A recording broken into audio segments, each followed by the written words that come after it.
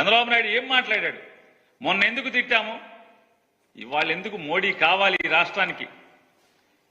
మోడీ వస్తే ఏం చేస్తాడు?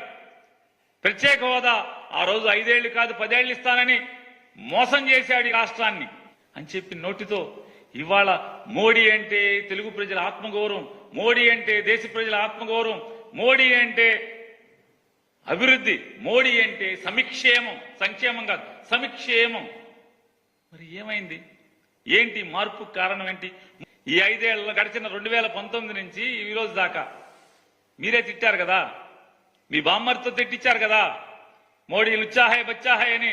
ఆ మోడీ లుచ్చాహే బచ్చాహే ఇవాళ అచ్చాహే ఎట్టా అయ్యాడు అంటే మీరు కూడబలుక్కుని దొంగల ఊళ్ళు పంచుకున్నట్టుగా మీరు ఏకమైపోతే సరిపోద్దా? ఈ రాష్ట్ర ప్రజలకి మీరు ముగ్గురు ఎందుకు కలిశారు? ఏంటి మాకేంటి ఈ రాష్ట్రానికి ఏంటి అని చెప్పని ఒక్కటి చెప్పలేదు అక్కడ మీ ముగ్గురులో.